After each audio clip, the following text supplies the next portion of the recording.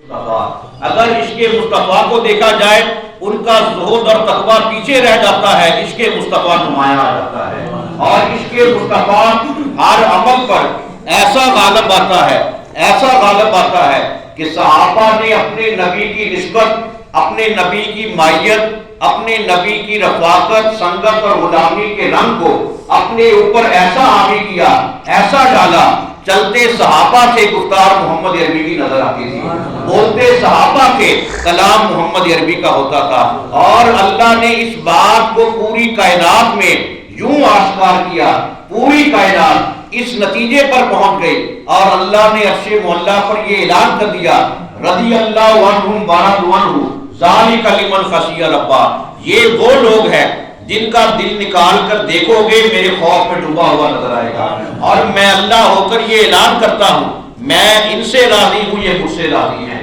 اور یہ مقام ان کا ہے جو اپنے رب کا خوف اپنے دل میں رکھتے ہیں۔ ام المومنین حضرت سید عائشہ صدیقہ رضی اللہ عنہا آپ بیان کرتی ہیں کہ جب بھی ابا جان نماز پڑھنے کے لیے کھڑے ہوتے یوں محسوس ہوتا کہ ایک سوکھا ہوا تنا جو ہے وہ اللہ کی بارگاہ میں مناجات کر رہا ہے، کوئی اس میں حرکت نہیں ہوتی، کوئی چیز محسوس نہیں ہوتی، ایسی خشیت، ایسا تقویٰ، ایسی گریہ داری میں نے اپنی زندگی میں کبھی نہیں دیکھی۔ اور پھر عشاء کی نماز کے بعد جب ابا جان گھر آتے ایسے بے چین ہوتے، ایسے بے قرار ہوتے، اگر مچھلی کو پانی کے باہر رکھ دیا جائے جو کیفیت مچھلی کی ہوتی ہے اس سے بڑھ کر صدیق اکبر کی ہوتی۔ میں پوچھتی ابا جان اس کی کیا بات ہے، اس میں کیا حقیقت ہے کہ آپ اتنے پریشان، اتنی گریہ زاری؟ آپ یہ کہنے لگے میری تمنا یہ ہے کب اذان فجر بلند ہو میں محمد عربی کی بارگاہ میں چلا جاؤں، کہیں ایسا نہ ہو فجر کی اذان سے پہلے موت کا پروانہ پہنچ جائے، ابو بکر اپنے نبی کی زیارت سے محروم رہ جائے۔ میری تمنا یہ ہے زندگی کی آخری سانسیں ہوں جمال محمد عربی کا ہو، اور یہ وہ ان کا انعام ہے، یہ وہ اثاثہ ہے، یہ وہ سرمایہ ہے کہ صحابہ نے دنیا والوں کو یہ بتا دیا کہ میری ہر سانس چمکتی ہے اجالے سے تیرے، چاند ہی چاند مجھے مل گئے حالے سے تیرے، یہ بھی ایک پھول ہے سادہ سا تیرے صحرا کا، رنگ مل جائے مظفر کو بلالے سے تیرے۔ جسے محمد عربی کی نسبت کا، جسے آپ کے گلشن اقدس کا محبت کا فیض مل جائے، جسے یہ تقوی کی میران مل جائے۔ غار ثور میں کلام ہوا حضرت ابو بکر صدیق کے درمیان اور میرے آقا کے درمیان، اللہ کو یہ انداز تکلم اتنا پسند آیا کہ اللہ رب العزت کے حبیب کی بارگاہ میں جب آپ کے غلام باصفا ابو بکر صدیق نے عرض کی آقا ہمارے دشمن تو غار کے دھانے پر غار کے دروازے تک آ گئے، ان کے قدموں کی آواز بھی سنائی دے رہی ہے، اب ہم کیا کریں، اب تو ہم پکڑے جائیں گے۔ ابھی میرے آقا خاموش ہے، اللہ نے تسلی کے لیے جبریل کو بھیجا اور اس گفتگو کو قرآن کا حصہ بنا دیا۔ اذ یقول لصاحبہ لا تحزن ان اللہ معنا، اے جبریل جا کر میرے نبی کو اور میرے نبی کے غلام ابو بکر کو یہ تسلی دو تم غار میں دو نہیں ہو، تیسرا خدا بھی تمہارے ساتھ موجود ہے۔ اور مفسرین امت نے یہ نقطہ لیا ہے کہ جہاں پر ذات محمد عربی ہو وہاں پر ذات ابو بکر بھی ہوتی ہے، جہاں پر یہ دونوں ذاتیں یکجا ہو جائیں وہاں پر تیسری ذات خدا کی بھی ہوتی ہے، اور واحد ابو بکر صدیق کی ذات ہے۔ صحابہ کی کثیر جماعت میں سے اگر قرآن کی زبان سے، رب رحمان کی زبان سے اگر کسی کو صحابی کا اعزاز ملا ہے وہ ابو بکر صدیق کو ملا ہے۔ اللہ تکبیر،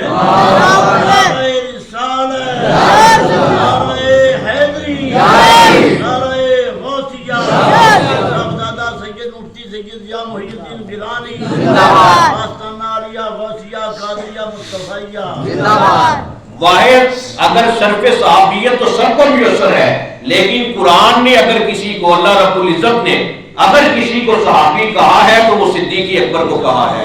اور جو بندہ قرآن کی صریح نص کا انکار کرے، نص قطعی کا انکار کرے، جو صدیق اکبر کی صحابیت کا منکر ہے وہ قرآن کا منکر ہے، وہ رب رحمان کے فرمان کا منکر ہے، اس کی کسی بات کا اعتبار نہیں ہوگا، چاہے وہ قرآن پڑھے، طواف کعبہ کرے، لیکن جو قرآن مقدس کے ایک حرف کو نہیں مانتا وہ دائرہ اسلام سے خارج ہے۔ کیا شان ہے ان عظمت مآب ہستیوں کی، عزت و عظمت مآب پانے والے مقام کی، کہ جن پر خود طہارت ناز کرتی ہے، جن پر خود عبادت ناز کرتی ہے، جن پر خود طریقت اور شریعت ناز کرتی ہے۔ اور حضرت سیدنا داتا گنج بخش رحمۃ اللہ علیہ کشف المحجوب میں یہ فرماتے ہیں کہ اس کائنات میں اگر کوئی صوفیاء کا، تصوف کا، فقر کا امام ہے وہ ابو بکر صدیق ہے، کہ جس نے اپنے آپ کو فقر، تصوف اور اس کی کائنات میں ایسا گم کیا کہ ابو بکر صدیق نے ہر زاویے سے یہ ثابت کر دیا کہ پوری کائنات میں اگر کوئی اپنے مرشد سے محبت کرنا چاہتا ہے میری ذات سے سبق سیکھے، میری ذات سے رشد و ہدایت کا ایسا سبق سیکھے۔ کون ایسا محبت کرنے والا ہے کہ جو خود تکلیف کو گوارا کرے؟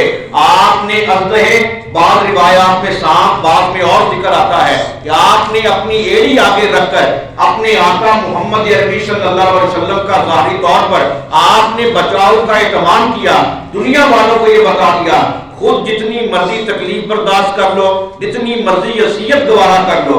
اور بعض روایات میں یہاں تک آیا ہے کہ وہ زہر آہستہ آہستہ آپ کے بدن میں ایسا پھیلتا گیا کہ اگر صدیق اکبر کا وصال ہوا ہے اسی زہر کی وجہ سے ہوا ہے۔ تو ابو بکر نے نہ اپنی تکلیف کو دیکھا، نہ اذیت کو دیکھا ہے تو محمد عربی کی غلامی کو دیکھا ہے۔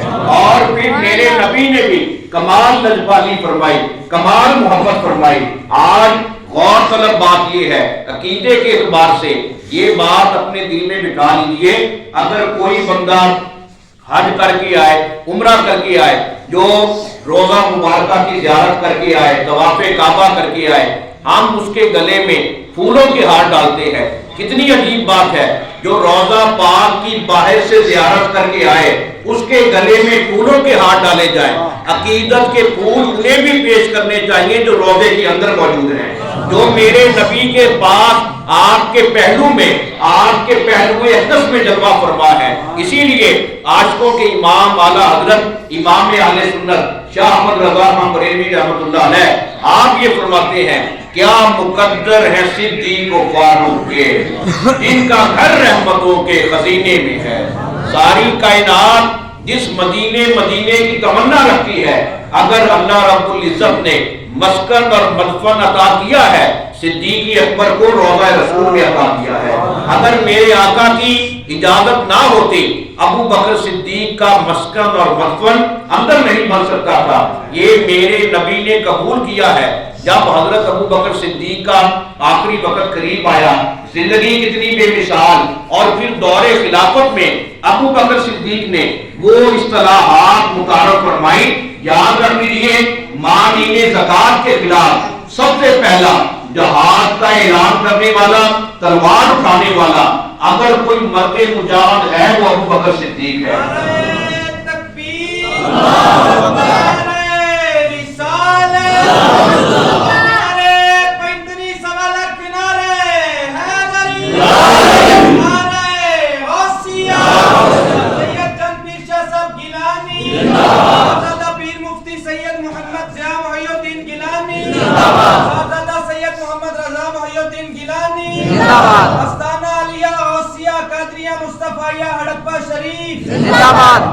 زکات کا انکار، منکرین زکات کے خلاف سب سے پہلا اگر جہاد کا اعلان کیا وہ ابو بکر صدیق نے کیا۔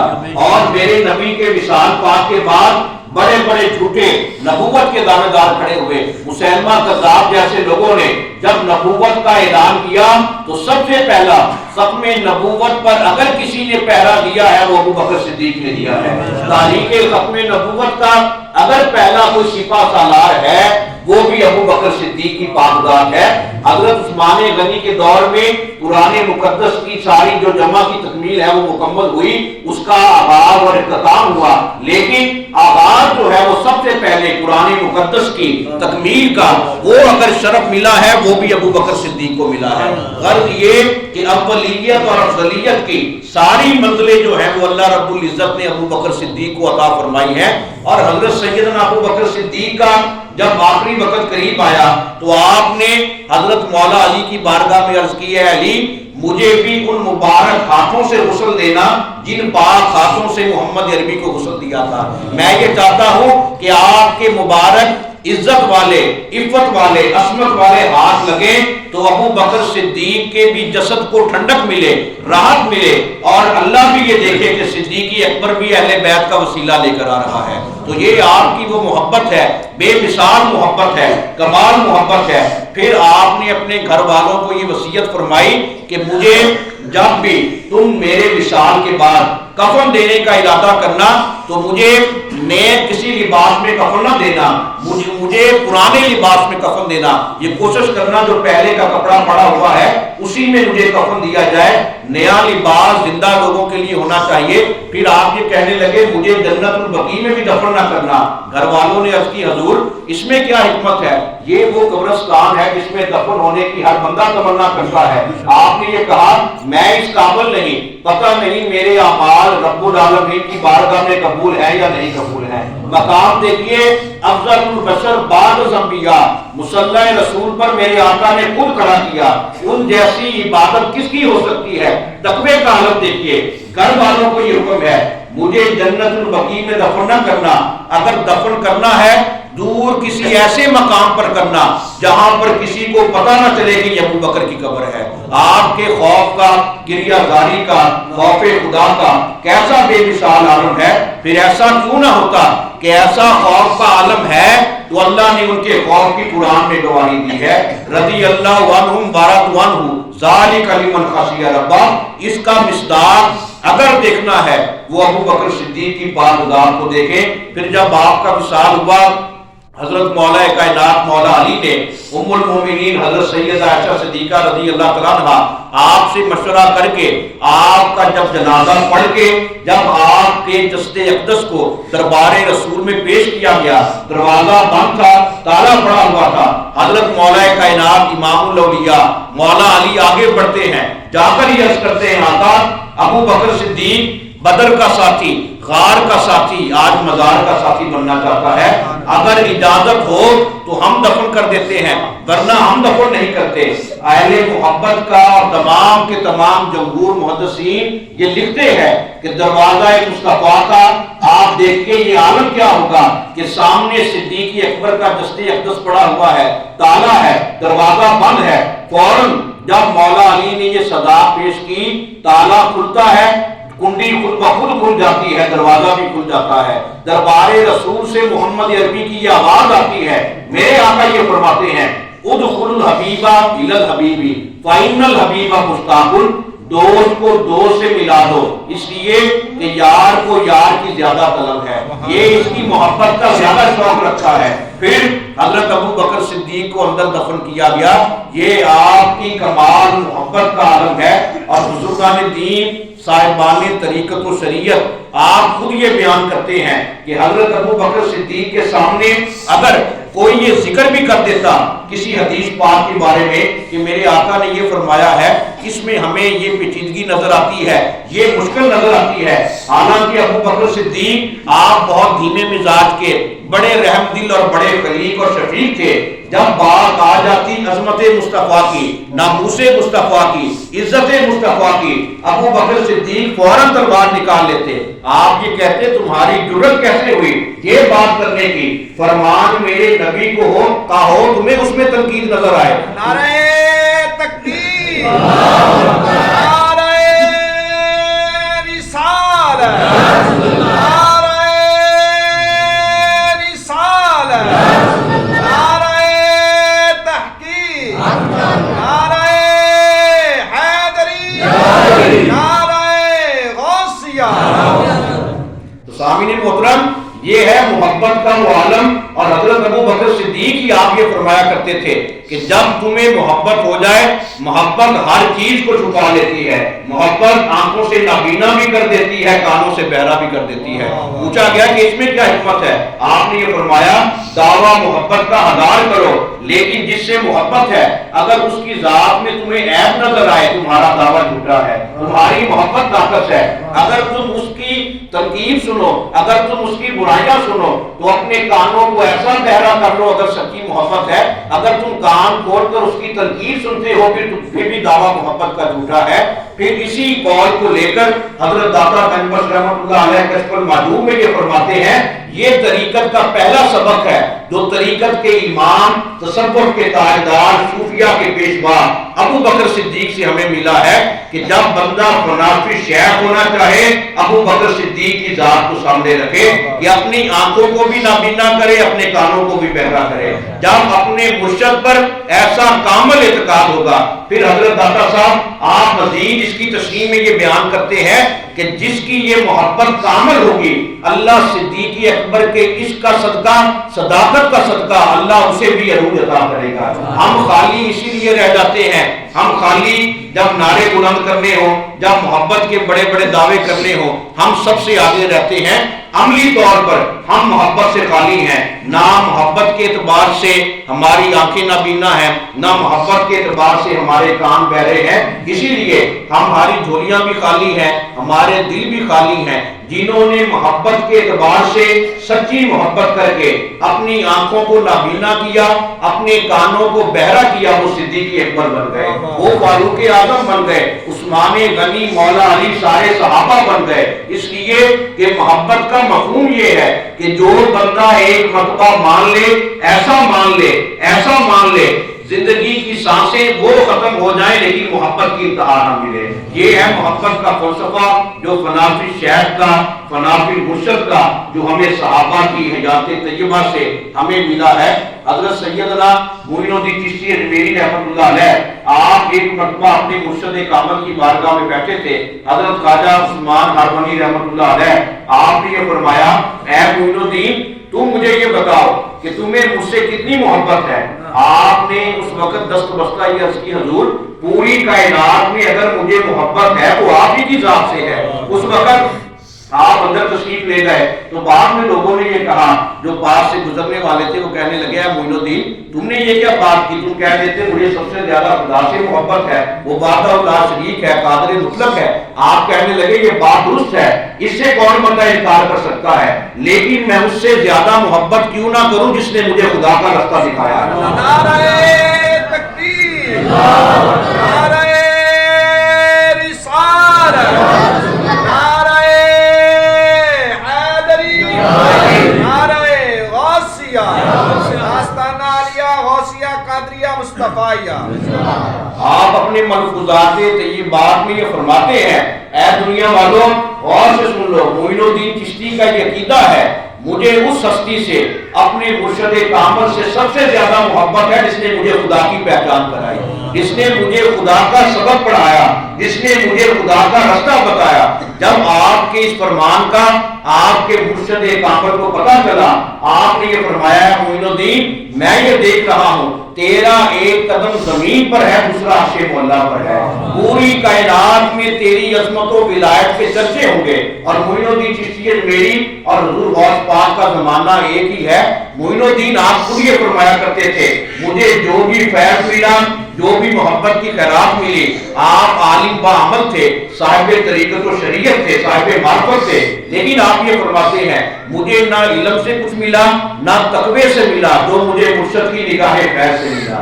تو یہ ہے مرشد کامل کا فیض، مرشد کامل کی نگاہ۔ جب بندہ پختہ اعتقاد سچے دل کے ساتھ اپنے مرشد کامل کی چوکھٹ کا پکا سچا سوالی اور مانگتا بن جاتا ہے، صرف یقین کے ساتھ، حسن نیت کے ساتھ اپنے مرشد کا سوالی بن کر بھیک پا لیتا ہے، اللہ اسے دونوں جہانوں میں کمی نہیں آنے دیتا۔ فرق صرف اتنا ہے کہ ہم اوپر سے ظاہری طور پر اسی لیے جیسے خالی آئے ویسے خالی چلے گئے۔ ایمان کا تقاضا جسے میرے نبی نے یوں بیان فرمایا، قل آمنت باللہ ثم استقم، تو کہہ میں ایمان لایا اللہ پر، استقامت کا پیکر بن جا۔ اور استقامت کا پیکر بننے کے بعد یقین کا جذبہ جب بیدار ہوتا ہے، اللہ اپنا قرب عطا کر دیتا ہے. اسے قرآن میں اللہ نے یوں بیان فرمایا وَاعْبُدْ رَبَّكَ حَتَّىٰ يَأْتِيَكَ الْيَقِينُ، اپنے رب کی عبادت کر یہاں تک کہ تجھے یقین حاصل ہو جائے. اس میں بھی اللہ نے حکم دیا جس عبادت میں یقین نہیں ہوگا وہ عبادت بھی قبول نہیں ہے. تو جب مرشد کی ذات پر یقین نہ ہو تو فیض ہمیں کیسے ملے گا؟ اس لیے ہمارے اندر یقین کی کمی ہے، ہمارے اندر استقامت کی کمی ہے، اسی لیے ہم فیض سے خالی رہتے ہیں. سچے دل کے ساتھ حضور قبلہ عالم مرشد کامل پیر سید محمد مصطفیٰ شاہ گیلانی المعروف حضرت پیران پیر پوترا رحمۃ اللہ علیہ جیسا کامل اکمل اور مکمل ترین مرشد کامل اللہ رب العزت نے ہمیں عطا فرمایا. اس لیے ہمارا یہ حق بنتا ہے سچے دل کے ساتھ. صادق الیقین مرید وہ ہے کہ جسے فیض میں تاخیر بھی ہو جائے لیکن وہ اپنی جھولی لے کر اپنے مرشد کے دروازے پر بیٹھا رہتا ہے. یہ کاملین کی، یہ یقین والوں کی پہچان ہے. اس لیے اللہ رب العزت نے ہمیں ایسا کامل مرشد عطا فرمایا جس نے ہمیں عقیدے کی درستگی، عقیدے کی سالمیت اور ایمان کی جو بقا کا سبق ہے وہ ہمارے دلوں میں راسخ فرمایا ہے. ہمارا یہ حق بنتا ہے کہ سچے دل کے ساتھ، پختہ ایمان اور یقین کے ساتھ اپنے مرشد کامل کا واسطہ، مرشد کامل کا وسیلہ اللہ کی پاک بارگاہ میں پیش کرتے ہوئے اپنے مناجات پیش کریں، توبہ استغفار کریں. قرآن کی تلاوت کے بعد، نماز کے بعد، اللہ توفیق دے تہجد کے بعد سب سے پہلے وسیلہ اللہ کے دربار میں اپنے مرشد کامل کا پیش کیا کریں. پھر آپ دیکھیں کہ آپ کے دل پر وہ انوار و تجلیات وارد ہوں گی جس کا آپ اندازہ نہیں لگا سکتے. اس لیے کہ اللہ رب العزت اگر اپنی عرفان کی بارش کرتا ہے تو مرشد کامل کے صدقہ سے کرتا ہے. اس لیے سچے دل کے ساتھ اپنے پیر کامل کے ساتھ وہ محبت رکھیں. دنیا تو عارضی ہے، دنیا میں تو ہم ظاہری طور پر کامیاب ہو جائیں گے لیکن اس محبت کا فائدہ اس وقت ملے گا جب قبر میں کوئی کام نہیں آئے گا، مرشد کامل کی محبت کام آئے گی. میدان معاشر میں بھی مرشد کامل کی غلامی کام آئے گی. اس لیے سچے دل کے ساتھ اپنے مرشد کامل سے بے مثال محبت اور لگن قائم کریں. اللہ رب العزت کی پاک بارگاہ میں التجا ہے خالق کریم مرشد کامل پیر محمد مصطفیٰ گیلانی کا صدقہ ہم سب کے تمام گناہ معاف فرمائے، ہم سب کا خاتمہ ایمان پر فرمائے، ہم سب کی توبہ کو اپنی پاک بارگاہ میں قبول فرمائے. وما علینا الا البلاغ.